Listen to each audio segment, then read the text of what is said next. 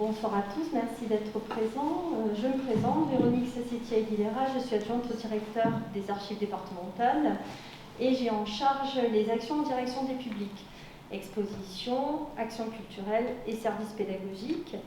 La conférence que vous allez écouter ce soir va être assurée par Sébastien Vincent, qui est président de Maison Fumetti, et Timothée Moreau, qui est l'auteur et dessinateur, qui a été en résidence aux archives départementales en février et mars 2020. T1. Excusez-nous, c'est en lien avec l'exposition apothicaire et pharmacien, exposition qui devait avoir lieu en 2020. C'est pour ça que on se perd un peu dans ce calendrier un peu touffu du contexte sanitaire. Donc l'idée qui nous a animés aux archives départementales, c'est en retrouvant la plus ancienne affaire d'empoisonnement conservée aux archives en 1781, une affaire un peu croustillante. Nous avons eu envie de la proposer à un artiste. Et 2020-2021, année de la bande dessinée, ça nous a semblé le bon médium pour proposer à un artiste de s'emparer d'une source d'archives pour en faire une bande dessinée. C'est comme ça que l'idée est née, et après, ça a été la rencontre de deux partenaires, Maison Fumetti et les archives départementales, puisque Maison Fumetti a assuré à la fois le choix de l'artiste et l'accompagnement artistique également, avec Timothée, que nous avons eu donc ici 1 mois et demi avec nous. Nous sommes allés nous promener à Châteaubriand. D'ailleurs, je profite ce soir de remercier M. Bouvet qui nous a gentiment guidés à Châteaubriand pour nous montrer où se trouvait le couvent des Ursulines. Et cela a donné ce que vous voyez sur la table et ce que vous pourrez prendre tout à l'heure, du vitriol dans le potage. Donc je vais laisser Sébastien et Timothée expliquer leur manière de travailler et la difficulté d'adapter quand même l'histoire en bande dessinée. Merci beaucoup. Bonjour, bonsoir même. On va essayer de parler un peu de notre travail à tous les deux, parce qu'on est tous les deux auteurs.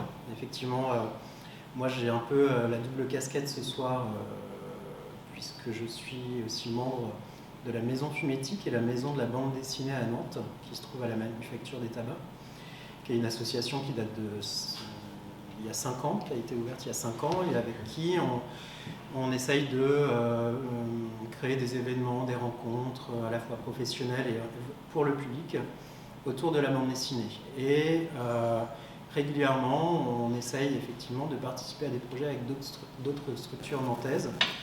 Et cette fois-ci, c'était avec les archives départementales qui nous ont proposé de participer à ce projet de résidence dans le cadre de l'exposition. Je suis aussi auteur de bande dessinée, comme Timothée. J'ai fait quelques bandes dessinées, une quinzaine maintenant peut-être, depuis 20 ans. Ça commence à être un peu vieux tout ça. Voilà, merci. Donc là, vous avez un petit aperçu de ma vie, mon œuvre. Si je suis ici, alors là, vous voyez 3 livres. J'ai fait quelques livres documentaires sur des périodes historiques. Donc c'est pour ça effectivement que je suis là aussi pour discuter avec Timothée et vous parler de mon travail. Dans le cadre de ce sujet, c'est comment adapter l'histoire en bande dessinée, quel est l'intérêt et quelles sont la démarche aussi dans ce travail-là. Donc quelques sujets très sexy comme vous le voyez. Un sur le procès de Pétain, qui était une adaptation de documentaire qui était passé à la télévision, et j'ai travaillé avec le documentariste qui a fait ces films. La veille du Grand Soir, donc là c'est avec Patrick Rothman, historien et acteur de mai 68. Et donc histoire dessinée de la guerre d'Algérie, donc avec Benjamin Stora qui est un peu la référence sur le sujet. Et là j'ai rajouté un autre livre parce que c'est vrai que je ne fais pas que des documentaires.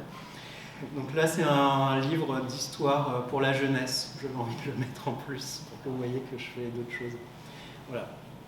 Donc là, moi, on va un peu vous parler de notre travail, et moi, je vais un peu vous montrer des exemples sur à la fois Jules Pétain, qui est le plus représentatif de techniques un petit peu différentes pour montrer l'histoire, et puis un peu la guerre d'Algérie aussi.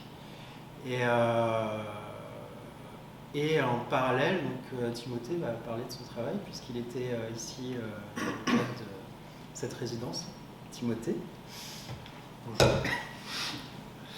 Donc moi, je suis Timothée Moreau, je suis auteur, illustrateur, graphiste. Donc j'ai répondu à cet appel, c'est un appel à candidature proposé par Fumetti et les Archives. Ça m'a bien parlé parce qu'en fait c'était donc je fais des je suis cofondateur d'une revue qui s'appelle Novland, qui est une revue satirique illustrée qu'on a montée avec Kylian Pelletier. Et donc dans cette revue, je fais souvent une page justement de BD un peu documentaire qui reprend une anecdote, une histoire qui par exemple ici, on peut voir un exemple avec Ed le Psy Club, qui raconte comment Édouard Bernet a lancé un peu le consumérisme et la manipulation de masse. Et aussi en dessous, donc c'est une histoire de la cravate, donc c'est à partir d'images d'archives, d'images que je trouve par-ci par-là. J'ai raconté l'histoire de la cravate, donc il y a toujours le fait d'aller prendre justement des images d'archives, et je fais beaucoup de photomontage, du coup je dessine assez peu, donc je pars toujours d'images d'archives, donc je me suis dit que cet appel à la candidature pouvait coller, et en effet... Ah, je parle lent, peut-être trop près.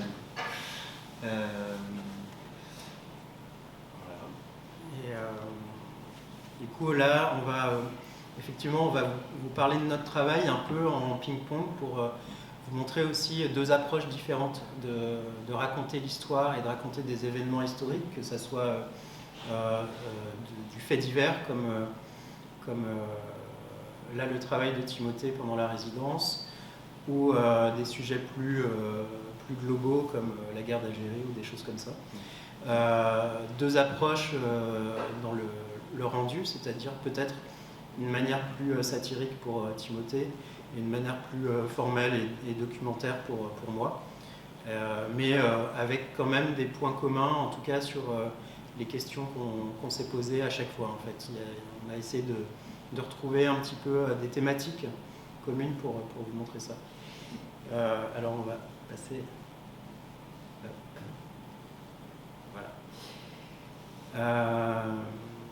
Du coup, l'idée de faire une bande dessinée historique, évidemment, c'est de ne pas raconter n'importe quoi. Donc, c'est avant tout de comprendre de quoi on va parler et en tout cas de passer du temps à fouiller dans les documents qu'on peut trouver, à essayer de découvrir le sujet et aussi à avoir sa propre matière à fouiller un petit peu. Du coup, là, je commence du coup comme j'ai le crachoir. Là, je vous ai à droite de l'image, en fait, vous avez deux photos, juste pour vous parler de la matière que j'ai utilisée pour ce livre sur le procès de Pétain, donc qui était que je partais en fait de films documentaires qui ont été réalisés par Philippe Saada, qui a utilisé beaucoup d'images d'archives. Le procès a été longuement filmé, tout de façon muette, il n'y avait pas les dialogues. Donc lui, il a retravaillé avec des acteurs pour les intégrer à son film, pour tout ce qui était sonore, mais en tout cas, il m'a donné toute la matière, les films du procès pour illustrer en fait son propos, c'est-à-dire illustrer le contexte, réexpliquer les intervenants, etc. Et donc j'avais beaucoup de minutes en fait de films sur lesquels m'appuyer, et surtout j'avais en fait ce document qu'on voit, ce gros livre qui est disponible à Nantes. Il y a un exemplaire qui est la retranscription des minutes du procès, donc c'est un livre assez épais, donc qui m'a permis en fait de lire des passages. J'ai pas tout lu, je pense que c'est quand même dense, mais en fait il m'a permis en tout cas de créer des ponts entre les événements que je découvrais dans l'histoire du documentaire, dans le fil narratif que le documentariste m'avait donné. Il avait déjà écrit une espèce de fil conducteur des explications avec tous les événements qu'il voulait montrer, que moi je pouvais réutiliser, mais par rapport à son film, ça me suffisait pas. Donc il fallait que je comprenne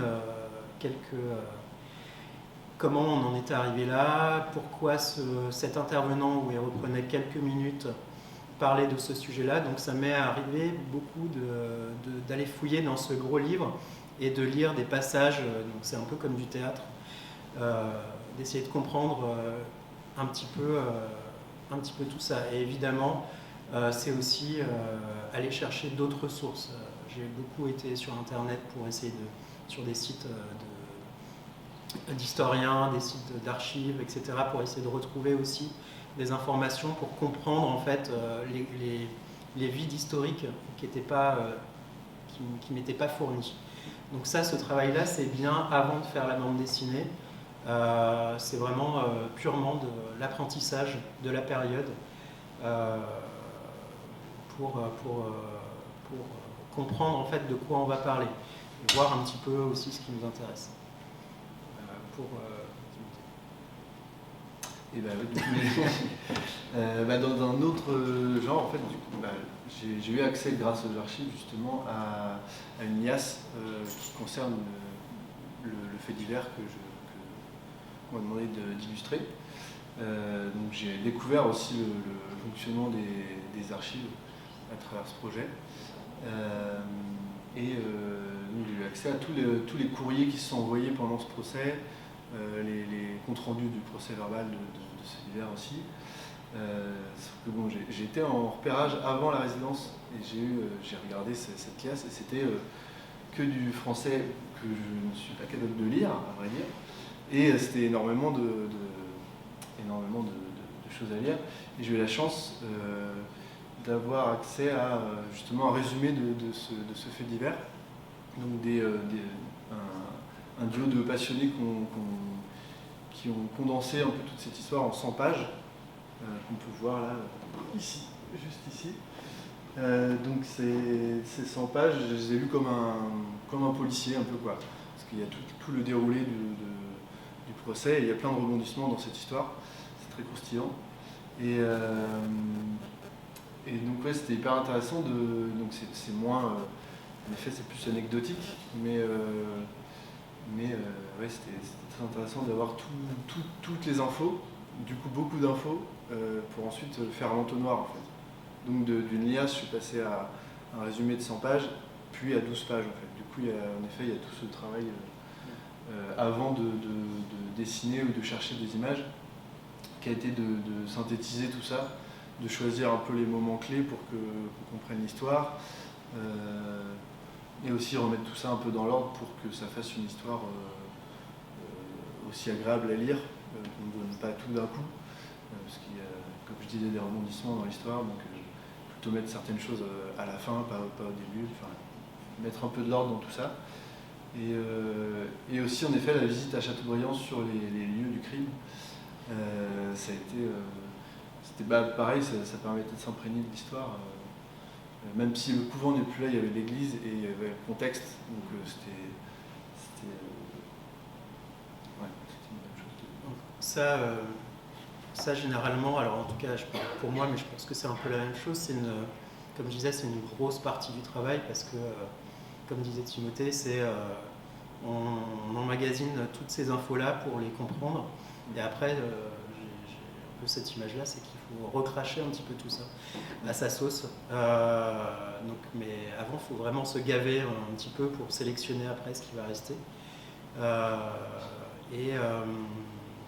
Comme Timothée, en fait, ça se résume pas non plus à de la recherche dans les livres ou sur les réseaux. C'est effectivement quand on a la possibilité d'aller sur les lieux. Là, à Châteaubriand, moi, ça m'est arrivé d'aller en Algérie et avant le travail sur l'histoire. Alors, j'étais pas pendant la guerre d'Algérie, évidemment, mais en fait, j'étais pour une autre occasion, mais d'avoir en tête des images de l'Algérie m'a beaucoup apporté pour retraduire certaines scènes, etc. Donc, c'était pas forcément dans le cadre du livre, mais il y a des fois effectivement où d'aller sur des lieux, etc. Ça donne une couleur différente au travail qui va arriver après. En tout cas, j'ai l'impression.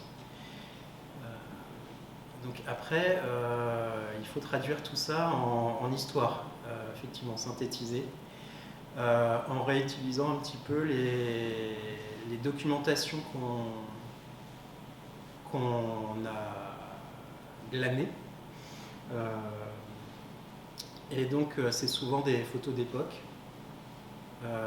qui est un peu la matière première pour un dessinateur, c'est-à-dire qu'on va réutiliser. Alors là vous voyez il y a une photo d'une rencontre très agréable entre deux personnages historiques de la Seconde Guerre mondiale.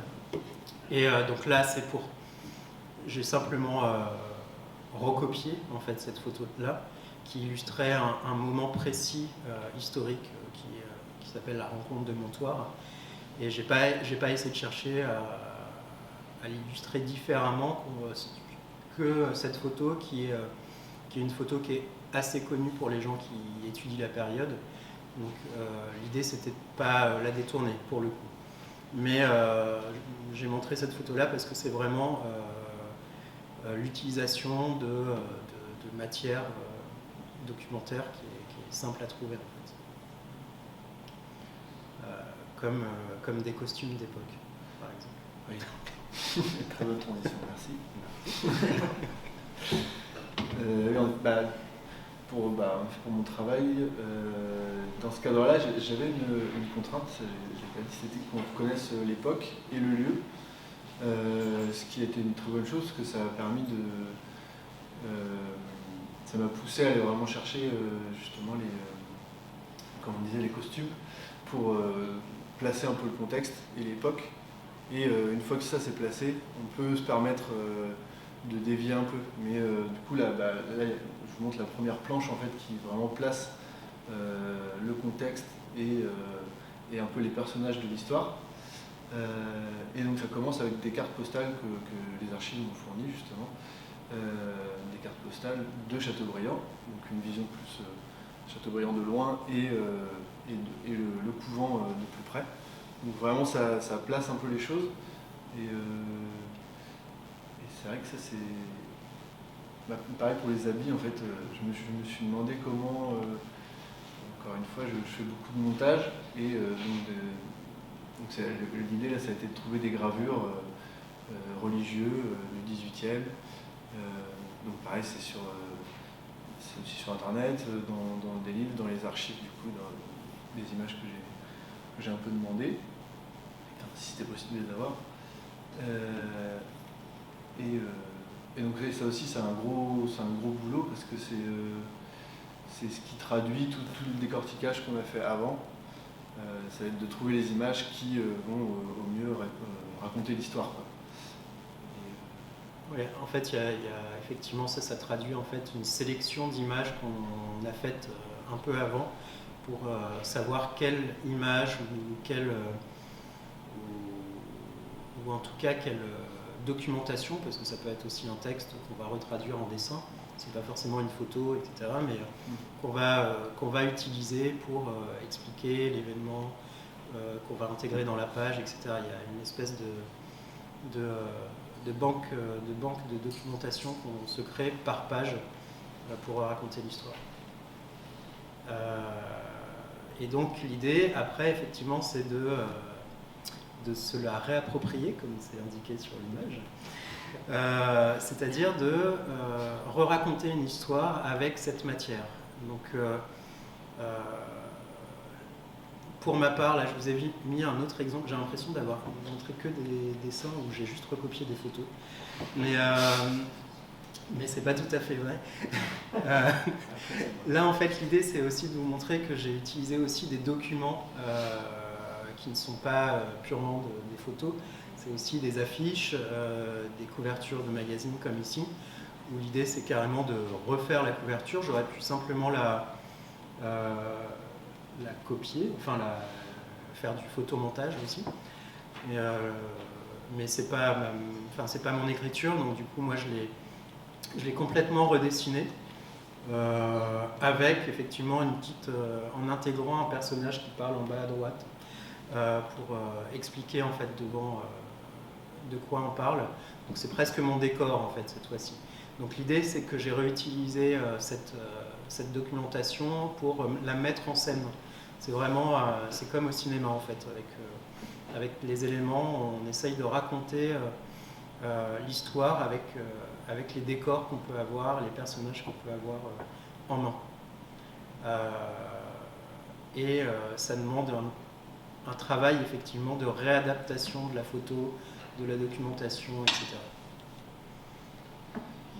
C'est vrai que c'est en fonction des images qu'on trouve que les...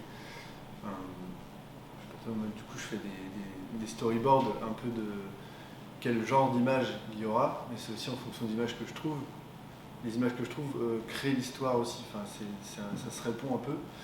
Et là, je vous ai mis c'est plus un détournement, parce que toutes ces images mélangées, ça crée des analogies et qui peuvent raconter quelque chose d'autre, mais qui part de quelque chose qui est un peu dans l'imaginaire collectif. Donc, je sais pas si du coup ce tableau de Rembrandt, la leçon d'anatomie, collait bien avec la scène, une scène de la fin où c'est justement plusieurs médecins qui se penchent sur le cas de la religieuse qui était malade, qui était très malade.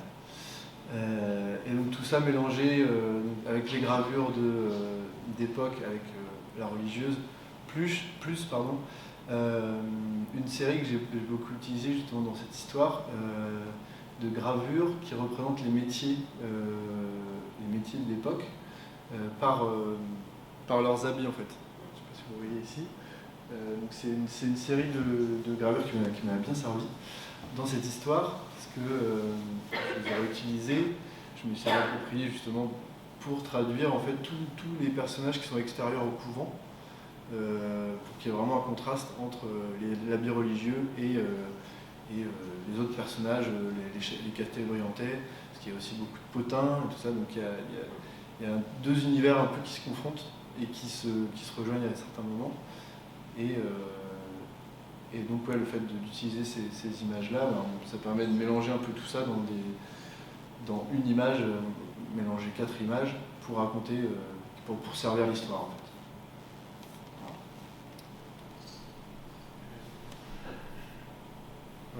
Et donc l'atout de la bande dessinée, c'est effectivement que c'est un langage à part entière. Donc là, en fait, effectivement, on peut mélanger plusieurs images pour en donner une seule. On peut aussi raconter plusieurs événements en même temps sur une page, en faisant des retours en arrière, etc., pour mettre en perspective un événement. Et on peut aussi expliquer l'événement, un point d'événement ou une anecdote avec des tons différents. Ça peut être de façon très factuelle avec une voix off comme un documentaire à la télévision ou quelqu'un qui raconte l'histoire de façon très neutre. Et on peut intégrer alors effectivement l'humour. L'humour, ça permet à la fois de rendre une explication qui est peut-être un peu dense de manière plus légère. Alors pas légère dans le propos, mais en tout cas dans la forme. Et alors notamment, moi je vous ai mis un petit passage qui est assez récurrent dans le livre sur le procès de Pétain, qui est une petite mise en scène de Churchill qui revient assez souvent en petit personnage avec une espèce de traduction improvisée et de façon plus théâtrale, plus humoristique. Et en fait, j'ai changé de ton ici pour essayer de faire des coupures dans le récit, et après une longue période où on explique un événement de façon un peu dense, ça permet aussi à la lecture de se reposer pour le lecteur, de faire de souffler un peu et d'avoir un peu ces quelques cases un peu plus rigolotes entre guillemets, et en même temps ces cases humoristiques, elles donnent une information. C'est pas non plus gratuit, c'est-à-dire qu'on voit le point de vue de Churchill sur l'événement dont on vient de parler ou dont on va parler après. Donc ça fait aussi avancer et ça donne une information. C'est pas seulement un entracte. Donc c'est une manière effectivement de jouer dans la bande dessinée, c'est-à-dire de varier les tons, et l'humour permet un petit peu ça. Il y a aussi d'autres éléments comme les pleines pages ou de dessiner des grands décors, c'est plus graphique, c'est-à-dire que ça permet effectivement de donner un rythme différent à l'histoire. Et l'humour, c'est du coup tout le cœur du travail de Timothée, qui va nous en parler très bien. Oui, c'est aussi cette histoire qui m'a permis de pouvoir le faire, parce que c'est pas une histoire, c'est une histoire de mensonge, de manipulation, de commérage aussi. Enfin, il y a plein de facettes dans cette histoire qui pouvaient me permettre de faire des blagues. Aussi parce que, encore une fois, le fait d'avoir posé le contexte et de dire où c'est, à quelle époque c'est, visuellement, vu que je parle d'images qui sont aussi d'époque, en partie, le langage que j'utilise ils n'ont pas le langage de l'époque, je sais pas comment dire. Il y a un anachronisme dans le ton, dans les dialogues. Oui, c'est ça. Et donc ouais, c'est marrant de pouvoir faire dire à Louis XIV, je veux pas. Enfin, comme tu l'as fait avec Churchill, où ça se tutoie, là ils disent la sous-soupe, je pense pas que autour de la table dans le couvent ils crient la sous-soupe, ni que les poules ont des dents, et ni qu'elles parlent. Et du coup tout ça, ça donne un ton en plus de ça, ajouté aussi à la couleur qui joue aussi, je pense, avec ça, ce côté un peu cartoonesque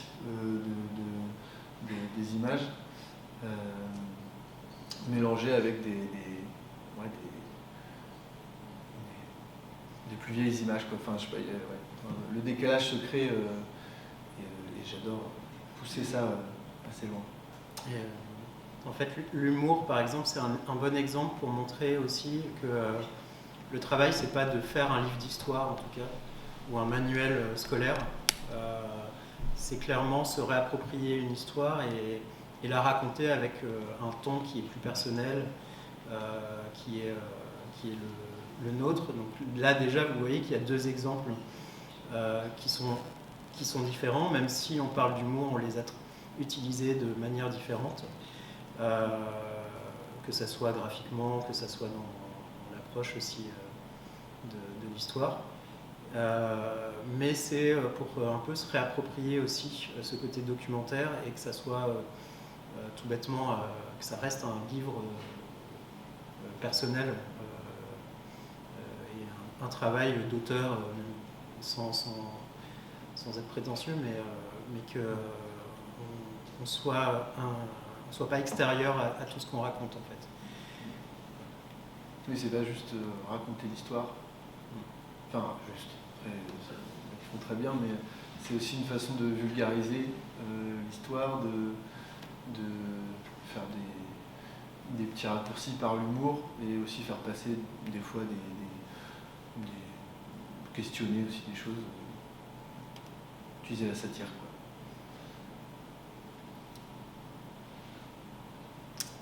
Alors justement, une autre manière de rendre ça un peu vivant aussi, c'est que la bande dessinée permet, alors j'en ai un peu parlé tout à l'heure, mais de varier aussi les narrations. C'est-à-dire que sur des pages précédentes qu'on a vues, mais j'ai apporté un livre, vous pourrez les voir aussi, ça peut être beaucoup de voix off, d'explications qui sont un peu lourdes, mais il y a des passages, alors là c'est plutôt le livre sur la guerre d'Algérie, il y a tout un passage qui parle de la... oui, on peut faire tourner, totalement. Il y a un passage qui parle de la bataille d'Alger, qui est un peu différent dans le livre, que j'ai traduit plus en mettant en scène des acteurs, des personnages, sans explication. On voit plus, c'est plus une histoire avec des personnages fictifs et existants. Donc on change complètement la manière de raconter ce passage-là par rapport au reste du livre. Ça permet effectivement de varier ces systèmes de narration. C'est un peu le même principe que tout à l'heure avec l'humour. Ça permet de créer, en tout cas pour moi, des petits chocs dans la lecture pour à la fois pas s'ennuyer, de réveiller un peu la lecture, parce que c'est quand même des choses, je pense que même dans les faits divers, où il faut suivre un petit peu ce qui se passe, donc il faut rester en alerte tout le temps. Donc il y a des petites méthodes comme ça pour le faire, et notamment ces systèmes narratifs différents. Là on rentre vraiment dans la cuisine, mais ça aide un petit peu.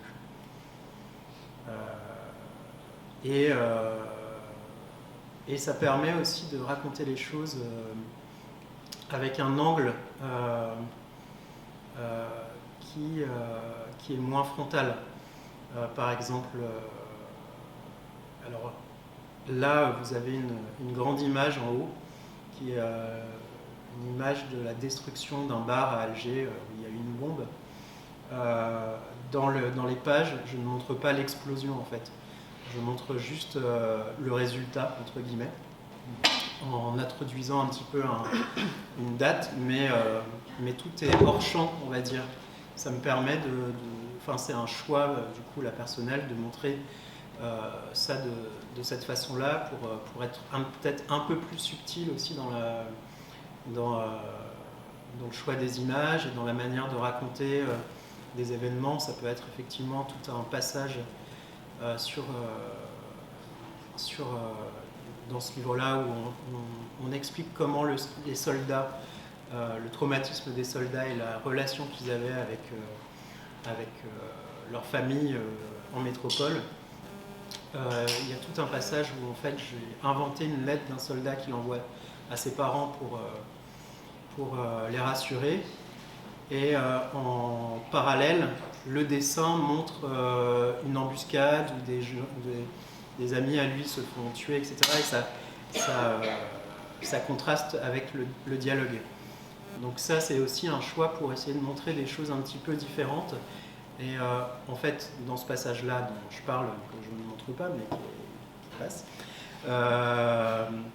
ça permet, plutôt que de parler des lettres ou des embuscades, de montrer en fait la difficulté des soldats de vivre là-bas et d'avoir cet éloignement par rapport à ce qu'ils vivaient réellement en fait. Voilà, c'est des astuces de mise en scène encore un petit peu. Donc c'est ces choix-là de manière un peu détournée qui permettent de raconter les choses avec plus de subtilité. Oui. Et de ne pas tout montrer, par exemple. Oui, Qu'est-ce que tu n'as pas montré sur cette page? J'ai mis cet exemple-là parce que justement c'est pour revenir aux différentes façons de montrer les choses, ou comme tu dis, de ne pas montrer. Là c'est un moment où ça raconte un peu comment Sœur Gauthier et le père Pierron s'acoquinaient dans le couvent. Donc c'est suggéré, disons que ça aurait été un effet trop frontal de montrer quoi que ce soit, donc c'est suggéré par peu imager l'expression d'une partie de jambes en l'air que l'on voit à la fenêtre. Donc on ne voit rien, on comprend. C'est aussi que ça peut... Enfin, juste il s'amuse. On n'est pas obligé de dire ce qui se passe vraiment, quoi. Et donc le cadrage permet ça. Autant que ouais, c'est une façon de raconter quelque chose sans trop montrer. Ça se joue aussi dans la narration. Donc voilà, plus en rapport avec cette image-là, mais pour revenir au langage aussi, la voix off peut poser un peu des choses. C'est plus comme dans ton image en fait justement, où tu dis ce qui se passe, ce qui s'est passé, mais l'image, la voix off répond à l'image en fait. Du coup, fait doublon en fait.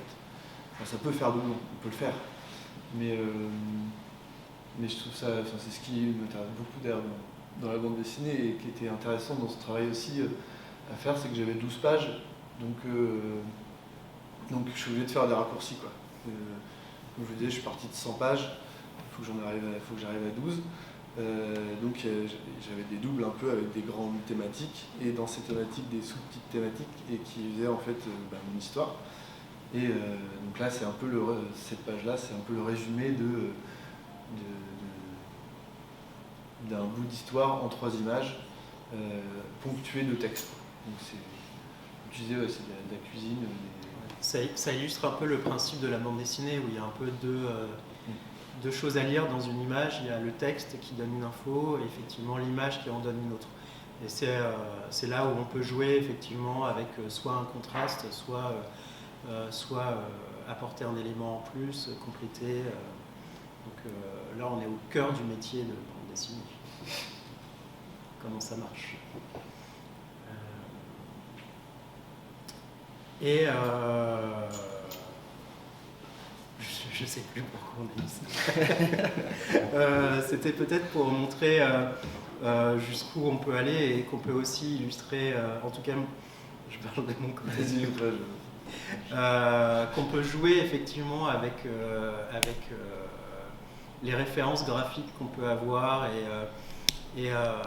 Donc là, je me suis amusé à faire un faux dépliant touristique de Vichy. Donc là aussi, ça se rejoint un petit peu plus parce qu'on est dans le détournement et un peu la satire. Donc là, on ne le lit pas, mais en fait, j'ai inventé des fausses publicités de Vichy en intégrant des informations de la période de collaboration, en proposant aux collaborateurs de Pétain de venir à Vichy parce que c'est très joli et qu'ils seront bien accueillis, notamment par des femmes qui étaient à disposition. Donc ça, c'est des anecdotes qu'on m'a expliquées par rapport à cette époque-là et que j'ai intégrées dans la dérision avec cette fausse publicité. Et donc là, l'idée, c'était assez facile de reprendre les visuels publicitaires de Vichy avec l'eau de Vichy, les pastilles, etc. Ça se mélangeait un petit peu pour recréer autre chose. Et Timothée, il a fait la même chose. Ouais, j'ai copié en fait. Donc j'ai tout copié sur Sébastien. Non, en gros, une des libertés avec ce projet aussi, ça a été que je pouvais l'adapter. Enfin, j'étais pas obligé de coller complètement aux faits divers. Donc ce qui m'a permis d'inventer un peu des choses, de grossir certains traits, tout en partant de la réalité. Donc j'ai mis ces 2 exemples ça se finit en fait sur 2 fausses pubs. Donc la liqueur d'Angélique existe, mais j'ai mis un des personnages de l'histoire, parce que ça finit en disant que c'est Madame Molière et Sœur Gauthier sont restées célèbres dans tout Châteaubriand, au point qu'elles sont devenues égéries d'un sirop contre le problème de circulation, parce que c'était son problème, Sœur Gauthier, c'est pour ça qu'elle était malade. Et le problème de Madame Molière, c'est qu'elle aime bien l'alcool. Et que la liqueur d'Angélique, c'est c'est une cœur de Chateaubriand, donc ça a fait des liens. Et donc voilà, c'était terminé sur une ouverture qui est un peu fausse, mais qui dit un peu que cette histoire est restée un peu... J'ai grossi le fait qu'elles sont restées légendaires, parce que tous les Castel-Orientais ne connaissent pas cette histoire. Mais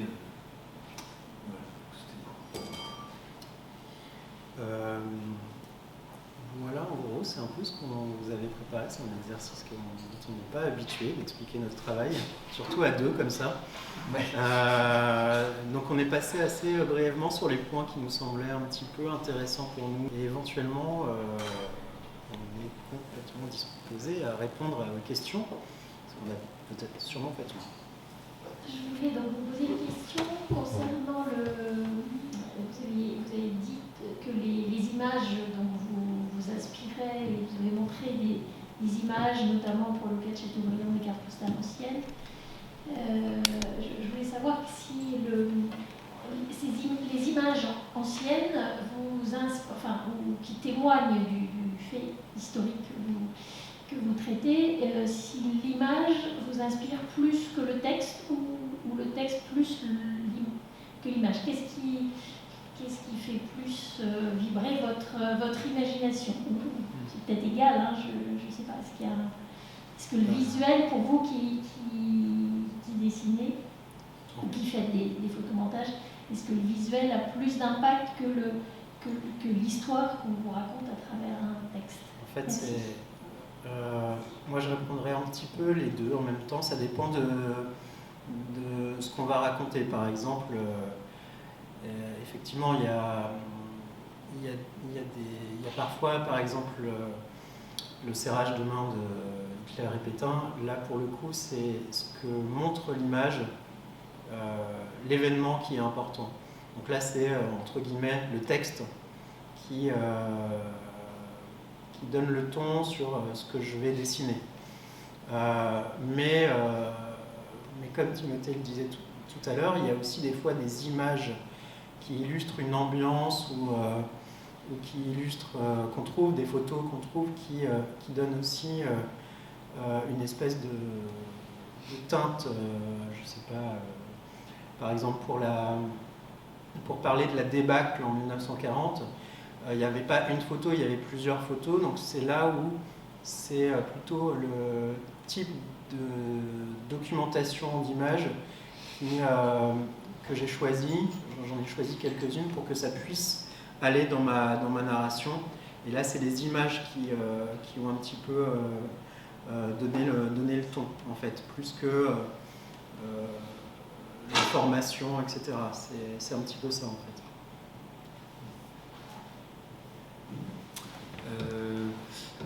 Moi, j'ai plus l'habitude de m'émanciper un peu du texte.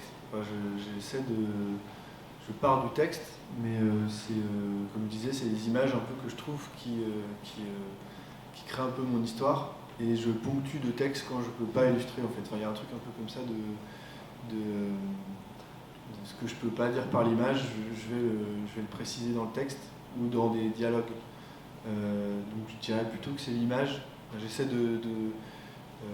en utilisant différentes images et en créant des analogies dans une case, j'essaie de traduire le plus possible par l'image ce que je veux dire, et donc je le reprécise par le texte. C'est ce que je fais en général. Après, avec cette histoire, il fallait quand même... d'habitude, je fais plus des petites histoires d'une planche ou des strips de 4 cases. Donc là, j'ai dû mettre plus de texte, et ça n'a pas été facile pour moi, en tout cas. Mais c'était... comme disait Sébastien, ça dépend aussi de ce qu'on veut dire, quoi. Donc c'est un peu un ping-pong entre texte et image, toujours. Ouais. Peut-être qu'on n'en a peut-être pas parlé, mais assez. Mais en fait, là, on a beaucoup parlé de l'utilisation des photos, on a beaucoup montré de réutilisation, mais il y a une grande partie, en fait, même en photomontage, si on n'a pas la photo, ou en tout cas, on a aussi la capacité d'inventer et de modifier tous les éléments qu'on veut. mais c'est en plusieurs temps en fait. Il y a déjà le texte qui donne, enfin l'histoire, ce qu'on veut raconter, et après effectivement c'est des contraintes de documentation, c'est-à-dire les photos qu'on va utiliser pour le photomontage, ou alors aller chercher la bonne documentation. On a envie de représenter une rue avec une rue précise, et on trouve une photo, mais il faut quand même aller vérifier que c'est les bons lampadaires ou les bonnes voitures par rapport à l'année qu'on veut représenter. Donc il y a un peu ce travail-là à faire, qu'on invente, on fait des collages dans sa tête, etc. Je ne sais pas si je me suis pas détourné de la question.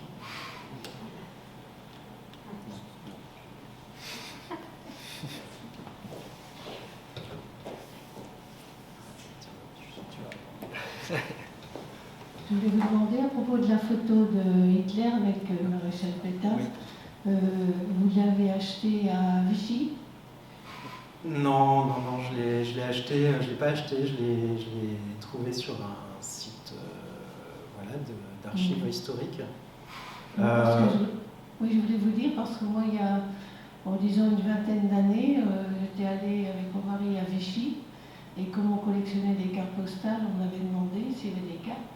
Et dans la série, il y avait celle-ci, mais qui vendait, je dirais pas sous le manteau, mais très discrètement. C'est collector, du coup. Et il y a, vous voyez, il y a qu'une vingtaine d'années. Ah oui. Voilà, c'est ce que je voulais vous dire quand j'ai vu cette photo. Du coup, il fallait peut-être mettre une enveloppe pour l'envoyer quand même. Ah oui, mais c'était dans une enveloppe. Ah, quand même, ouais. Et c'était sous le comptoir. Ah oui, c'était pas... Non, comme je disais, c'est une photo très connue qu'on trouvera très facilement en fait. Ah ouais. Et j'ai pas été obligé d'aller jusqu'à Vichy. Mais à l'époque, il n'y avait pas Internet et tout ça, oui, donc automatiquement, c'était plus confidentiel. Maintenant, effectivement, ce serait peut-être différent. Mais c'est effectivement des photos aussi qu'on trouve dans les livres d'histoire. Enfin, il y a aussi beaucoup de sources qui restent des livres. Ah non, je les ai enlevés, ces photos-là. Mais moi, j'ai utilisé beaucoup de livres qu'on m'a donnés, que les historiens m'ont donnés à chaque fois pour étudier. Donc c'est un mélange en fait de sources, à la fois de livres, d'internet, de films, même des films de fiction qui se basent sur la réalité. Donc on peut aussi avoir des éléments avec ça. Une autre question peut-être?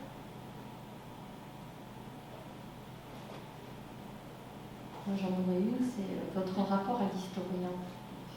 Parce que vous faites un travail comme celui-ci, vous vous basez sur des travaux scientifiques, d'historiens qui parfois ont pignon sur rue. Comment travaillez-vous cette relation? Est-ce qu'elle existe d'abord, ou est-ce que vous cherchez à rencontrer les personnes qui ont publié? Oui, alors c'est à chaque fois un peu différent selon les ouvrages. Je suis désolé, je vais pas. Donc, comme je vous disais, pour le livre sur Philippe Pétain, c'était plus un documentariste, donc là qui a fait lui-même la démarche de faire un travail d'écrémage de l'information, et sur le livre sur la guerre d'Algérie, notamment avec Benjamin Stora pour le coup. Il y a une grosse partie où j'ai lu effectivement ses livres, j'ai regardé ses films, et j'ai réécrit une espèce d'histoire de la guerre d'Algérie que je lui ai soumis. On a eu 2 journées de travail ensemble,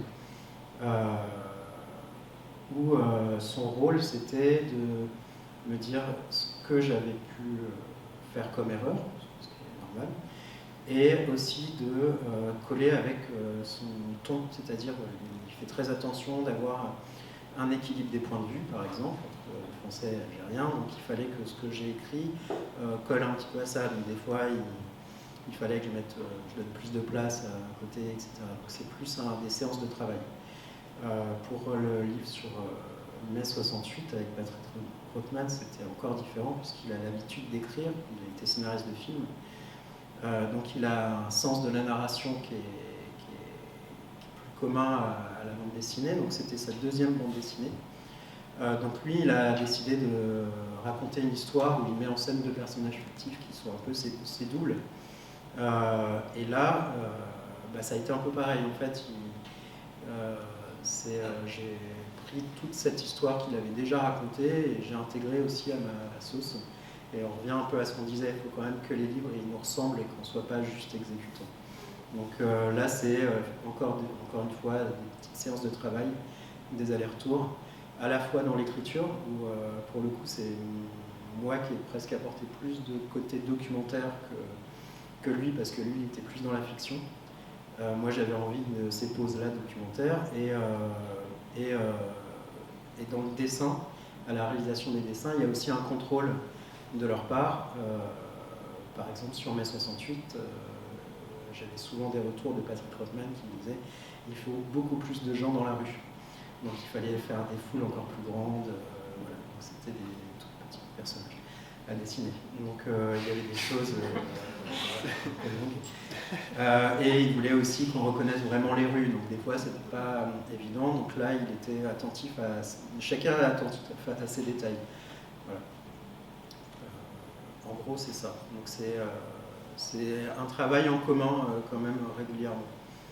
Parce que là c'est là où chacun a sa place. On n'est pas historien ou documentariste. Donc il y a besoin de ce contrôle-là et de ne pas dire n'importe quoi. Il y a quand même 2-3 erreurs, ça s'est glissé. Ouais. Après coup et tout. Alors il y a quand même des correcteurs qui vérifient, notamment je m'étais trompé sur le prénom d'un personnage historique, j'avais mis le prénom de son fils et on m'a dit non, c'est pas ça. Par contre, je crois que j'ai mis Compiègne, je ne sais plus dans quel département, ça s'est passé. Donc c'était une erreur de débutant. Et toi, avec les historiens? Timothée, c'est plutôt sa rencontre avec les archivistes. C'est ça. Ouais, c'est ça. Juste, je sais pas vous avez juste combien de temps ça a pris, par exemple, la réalisation d'un livre? C'est très riche. Alors, Timothée, déjà juste combien de temps? 2 mois. C'était une résidence d'1 mois et demi, enfin pour la BD de 12 pages. C'était 1 mois et demi. Après, tout ce qui est pour fignoler un peu tout ça et envoyer à l'impression, ça a pris 2 mois. 2 mois à faire presque que ça, quoi. En comptant du coup toute la documentation, la lecture, la digestion du texte et la création des images, quoi. Un peu plus. Et moi, un peu plus, mais c'est très variable en fait, ça dépend de beaucoup de choses. Par exemple, c'est arrivé que je travaille sur 2 choses en même temps. Des fois, il y avait des délais incompressibles. Et on me proposait le projet en fait un peu tard. Donc, mai 68, je l'ai fait en 8 mois. Le livre sur Pétain en 1 an et demi, 2 ans. Et la guerre d'Algérie en 1 an, à peu près. Donc c'est vraiment variable. Et là, j'ai un autre livre, ça fait déjà 2 ans, 3 ans. Mais il y a toute une année où j'ai pas beaucoup travaillé dessus. Enfin, voilà, on fait des allers-retours entre plusieurs projets. On peut pas, financièrement, on ne peut pas travailler sur un livre en même temps. Plus aujourd'hui, c'est plus possible. Donc on fait des grosses sessions de travail. On passe de 70 heures par semaine à 20 heures. On travaille des fois la nuit. Pour le livre de mai 68, j'ai dormi 3 heures pendant 2 mois. Parce qu'il y avait un anniversaire, donc c'est sorti en 2008. Une question?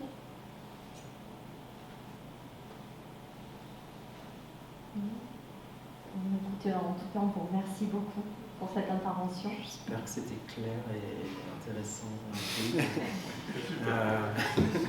pédagogique, illustré. Merci.